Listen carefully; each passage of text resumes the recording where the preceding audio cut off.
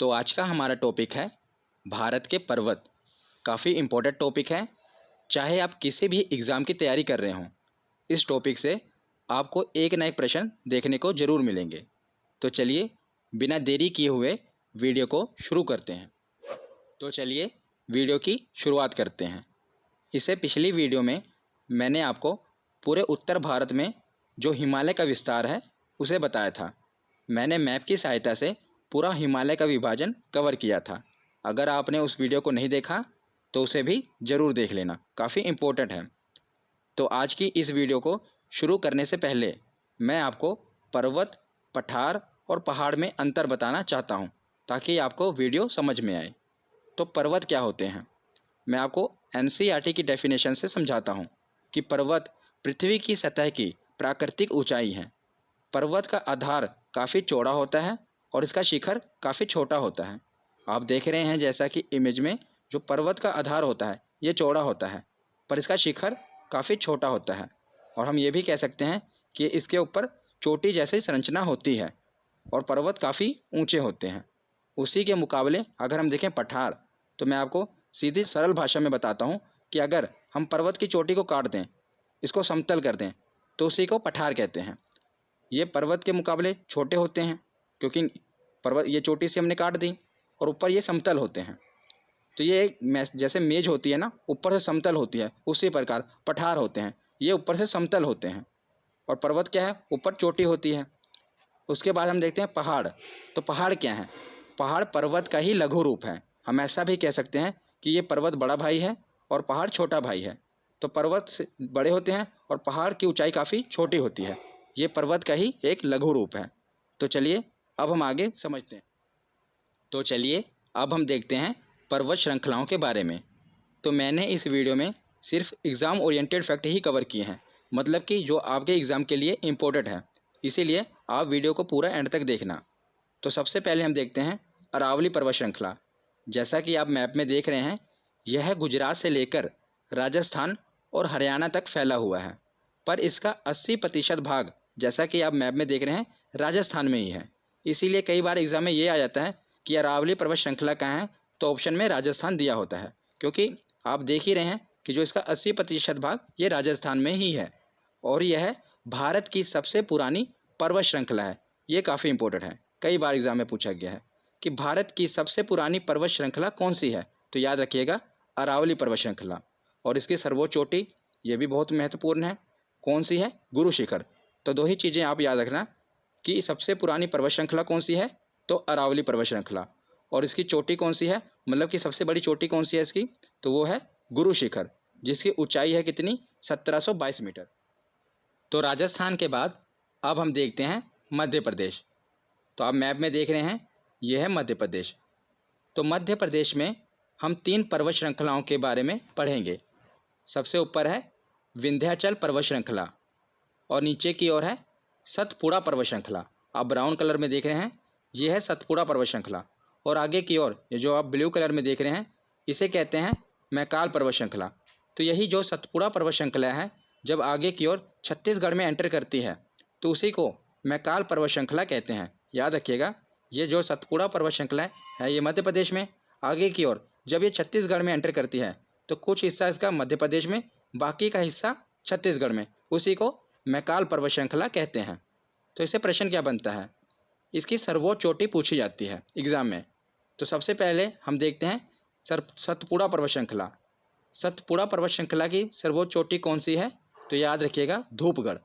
धूपगढ़ सर्वोच्च चोटी है सतपुड़ा पर्वत श्रृंखला की। और इसकी ऊंचाई कितनी होती है, तो इसकी ऊंचाई है लगभग 1350 मीटर।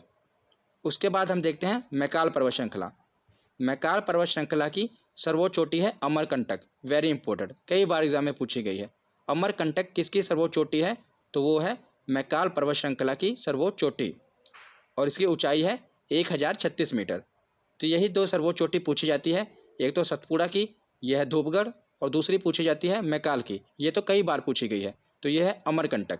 और याद रखिएगा, जो आप ये देख रहे हैं अमरकंटक, जो कि मैकाल पर्वत श्रृंखला की सर्वोच्च चोटी है, यहीं से निकलती है नर्मदा नदी, और सतपुड़ा पर्वत श्रृंखला से निकलती है ताप्ती नदी।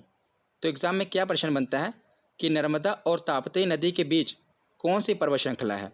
तो याद रखिएगा, आप देख ही रहे हैं इमेज में, ये कौन सी पर्वत श्रृंखला है? तो ये है सतपुड़ा पर्वत श्रृंखला। नर्मदा और ताप्ती नदी के बीच कौन सी पर्वत श्रृंखला है? तो वो है सतपुड़ा पर्वत श्रृंखला। तो मध्य प्रदेश के बाद अब हम देखते हैं गुजरात और महाराष्ट्र। तो गुजरात से एक ही प्रश्न बनता है कि गिर पहाड़ियाँ कहाँ पर स्थित हैं? तो याद रखिएगा, गिर पहाड़ियाँ गुजरात में स्थित हैं। ये प्रश्न क्यों बनता है? क्योंकि यहाँ पर एशियाई शेर पाए जाते हैं। एशियाई शेरों के लिए विख्यात गिर वन राष्ट्रीय उद्यान इसी क्षेत्र में स्थित है। जो गिर वन राष्ट्रीय उद्यान है वहाँ पर एशियाई शेर पाए जाते हैं और वो यही गिर पहाड़ियों में ही स्थित हैं, इसीलिए ये प्रश्न इम्पोर्टेंट है। उसके बाद हम देखते हैं अजंता पर्वत श्रेणी। तो जैसा कि आप मैप में देख रहे हैं, अजंता पर्वत श्रेणी ये कहाँ पर है? तो ये महाराष्ट्र में फैली हुई है और यहीं पर अजंता और एलोरा की जो गुफाएं हैं वो पाई जाती हैं, जो कि यूनेस्को में शामिल हैं, इसीलिए ये प्रश्न भी इम्पोर्टेंट है। तो मध्य भारत और पश्चिमी भारत ये हमने पढ़ लिया। अब हम आते हैं दक्षिण भारत की तरफ। तो दक्षिण भारत में दो घाट हैं, एक है पश्चिमी घाट जो कि भारत के पश्चिम में है और एक है पूर्वी घाट जो कि भारत के पूर्व में है। जिस प्रकार उत्तर भारत में हिमालय पर्वत श्रृंखला है, उसी प्रकार पश्चिम में जो पश्चिमी घाट है वो भी पर्वत श्रृंखला है, जिसे पश्चिमी घाट कहते हैं, और जो पूर्वी घाट में पर्वत श्रृंखला है उसे पूर्वी घाट कहते हैं। और याद रखिएगा, पश्चिमी घाट को सह्याद्री पर्वत भी कहते हैं, ये एग्जाम में पूछा गया है, और पूर्वी घाट को महेंद्रगिरी पर्वत भी कहते हैं। ये इनके अन्य नाम हैं। पश्चिमी घाट को सह्याद्री पर्वत कहते हैं और पूर्वी घाट को महेंद्रगिरी पर्वत भी कहते हैं। और पूर्वी घाट और पश्चिमी घाट दोनों आकर जहाँ पर मिलते हैं उसे नीलगिरी पर्वत श्रेणी कहते हैं। ये जो पश्चिमी घाट है और ये है पूर्वी घाट, ये जहाँ पर आकर मिलते हैं दोनों एक जगह पर, उसे कहते हैं नीलगिरी पर्वत श्रेणी। ये एग्जाम में पूछा गया है, इसीलिए ध्यान से सुनिएगा। जहाँ पर पश्चिमी घाट और पूर्वी घाट आकर मिलते हैं उसे कहते हैं नीलगिरी पर्वत श्रेणी। और नीलगिरी पर्वत श्रेणी की सबसे ऊंची चोटी कौन सी है? तो वो है डोडा बेटा। कौन सी? डोडा बेटा, जिसकी ऊंचाई है 2637 मीटर। तो आपसे प्रश्न क्या बनेगा कि पूर्वी घाट और पश्चिमी घाट आकर मिलते हैं उसे क्या कहते हैं? उसे कहते हैं नीलगिरी पर्वत श्रेणी। और नीलगिरी पर्वत श्रेणी की सर्वोच्च चोटी कौन सी है? वो है डोडा बेटा। और डोडा बेटा दक्षिण भारत की दूसरी सबसे ऊंची चोटी है। याद रखिएगा, दक्षिण भारत की दूसरी सबसे ऊंची चोटी कौन सी है? तो वो है डोडा बेटा। तो पहली कौन सी है वो अब हम आगे देखते हैं। तो हमने नीलगिरी पर्वत श्रेणी देख ली। तो नीलगिरी पर्वत श्रेणी के नीचे है अन्नामलाई की पहाड़ियाँ, और अन्नामलाई पर्वत श्रेणी की सर्वोच्च चोटी है अन्नाईमुडी, जिसे अन्नामुदी भी कहते हैं, जो कि दक्षिण भारत की सर्वोच्च चोटी है। अब हमने देख लिया कि दक्षिण भारत की सर्वोच्च चोटी कौन सी है, वो है अन्नाईमुडी। अगर हम बात करें दूसरी सबसे ऊंची चोटी दक्षिण भारत की, वो है डोडा बेटा। तो अन्नामलाई पहाड़ियों के नीचे है इलायची की पहाड़ियाँ, जो कि लगभग पूरा जिसका एरिया केरल में ही है। थोड़ा सा इसका एरिया तमिलनाडु में जाता है, पर लगभग ये जो पहाड़ी है ये केरल में ही है। तो इलायची की पहाड़ियाँ मुख्यतः केरल में हैं, जो कि इलायची के लिए काफ़ी मशहूर है, इसीलिए इसे इलायची की पहाड़ियाँ कहते हैं। अब हम एक बार फिर से रिवीजन कर लेते हैं क्योंकि काफ़ी इंपॉर्टेंट है। तो दो घाट हैं, एक है पश्चिमी घाट, दूसरा है पूर्वी घाट। ये जहाँ पर आकर मिलते हैं उसे कहते हैं नीलगिरी पर्वत श्रेणी। और नीलगिरी पर्वत श्रेणी की सबसे ऊंची चोटी है डोडा बेटा, जो कि दक्षिण भारत की दूसरी सबसे बड़ी चोटी है। और उसी नीलगिरी पर्वत श्रेणी के नीचे है अन्नामलाई की पहाड़ियाँ, और अन्नामलाई की पहाड़ी की सर्वोच्च चोटी है अन्नाईमुडी, और अन्नाईमुडी दक्षिण भारत की सर्वोच्च चोटी है। और उसके नीचे है इलायची की पहाड़ियाँ, जो कि केरल में है। ये इलायची के लिए काफ़ी मशहूर है, इसीलिए इसे इलायची की पहाड़ियाँ कहते हैं। तो उसके बाद हमने दक्षिण भारत देख लिया। अब हम देखते हैं दक्षिण भारत के नीचे जो हमारे द्वीप हैं। तो एक तो है अंडमान निकोबार और दूसरा है लक्षद्वीप। ये दोनों द्वीप समूह हैं, इनकी सर्वोच्च चोटियाँ देख लेते हैं। तो अंडमान निकोबार द्वीप की सर्वोच्च चोटी है सैडल पीक। याद रखिएगा कौन सी? सैडल पीक, जिसकी ऊंचाई है लगभग 737 मीटर। ये नहीं हमसे पूछा जाएगा कि ऊंचाई कितनी है, हमसे यही पूछा जाएगा कि अंडमान निकोबार द्वीप समूह की सर्वोच्च चोटी कौन सी है, तो वो है सैडल पीक। तो अंडमान निकोबार द्वीप समूह के बाद हम देखते हैं लक्षद्वीप समूह। तो लक्षद्वीप समूह की सर्वोच्च चोटी कौन सी है? ये है नारचो। याद रखिएगा कौन सी है? नारचो। तो अंडमान निकोबार द्वीप समूह की सर्वोच्च ऊंची चोटी है सैडल पीक, और लक्षद्वीप समूह की सर्वोच्च चोटी है नारचो। तो हमने द्वीप समूह कवर कर लिया, दक्षिण भारत कवर कर लिया। अब हम आते हैं नॉर्थ ईस्ट की तरफ। ये हम अक्सर भूल जाते हैं नॉर्थ ईस्ट को, पर यहीं से प्रश्न बनते हैं। तो नॉर्थ ईस्ट में ये सर्वोच्च चोटियाँ नहीं पूछी जाएंगी, इसमें सीधा पहाड़ियाँ पूछी जाएंगी और पर्वत पूछे जाएंगे कि ये कहाँ पर हैं। तो सबसे पहले देखते हैं मेघालय। मेघालय में 3 पहाड़ियाँ हैं और तीनों काफ़ी इंपॉर्टेंट हैं, जिन्हें आप तीनों इकट्ठा याद रखिए। गारो, खासी, जयंतिया। गारो, खासी, जयंतिया, ये तीनों पहाड़ियाँ कहाँ पर हैं? ये हैं मेघालय में। कौन कौन सी?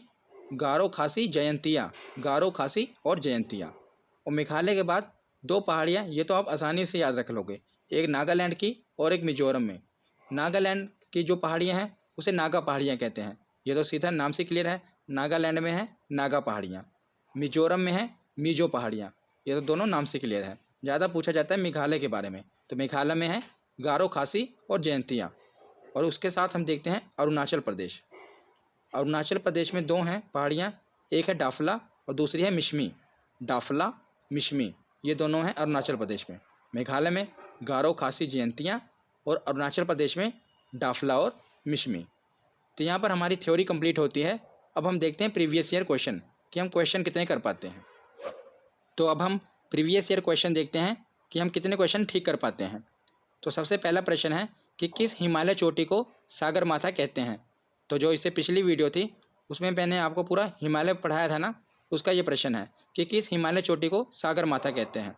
तो याद रखिएगा, माउंट एवरेस्ट को सागरमाथा कहते हैं, जो कि हिमालय की सर्वोच्च चोटी है। तो जो हिमालय की सर्वोच्च चोटी है उसे भारत में माउंट एवरेस्ट कहते हैं, नेपाल में उसी को सागरमाथा कहा जाता है और चीन में चोमोलुंगमा कहा जाता है। तो अगला प्रश्न देखते हैं कि निम्नलिखित में से सबसे प्राचीन पर्वत श्रेणी कौन सी है।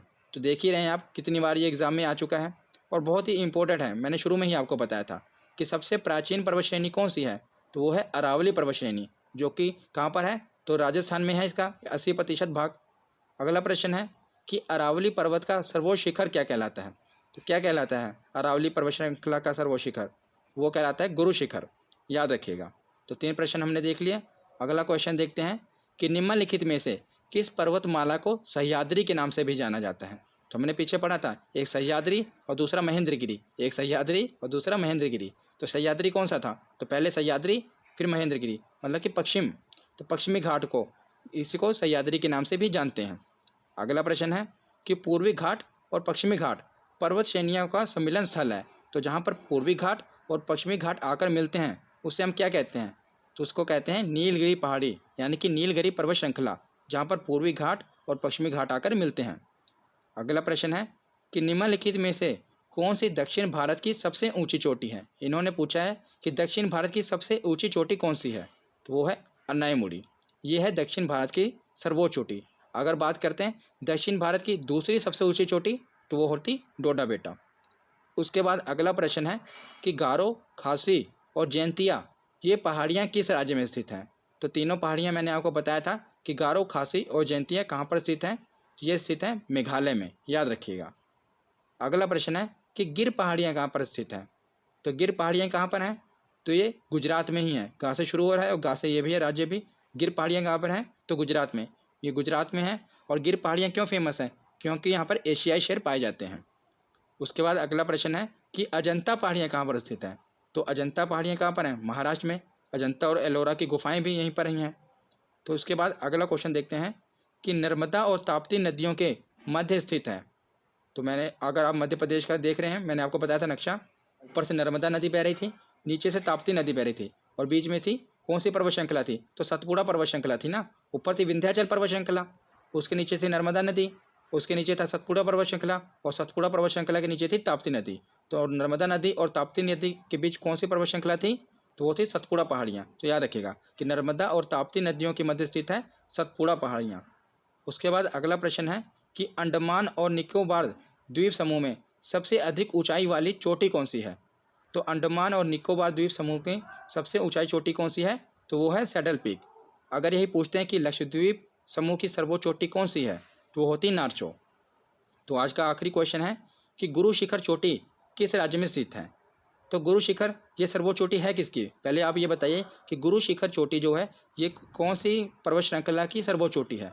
तो ये है अरावली पर्वत श्रृंखला की सर्वोच्च चोटी। और मैंने आपको बताया था कि जो अरावली पर्वत श्रृंखला है इसका 80% भाग कहाँ पर है? तो राजस्थान में। ये एसएससी में क्वेश्चन पूछा गया था कि गुरु शिखर चोटी किस राज्य में स्थित है, तो ये है राजस्थान में। तो आज की ये वीडियो यहीं पर ख़त्म होती है। आशा करता हूँ आपको समझ में आई होगी। कैसी लगी ये वीडियो कमेंट सेक्शन में ज़रूर बताना। धन्यवाद।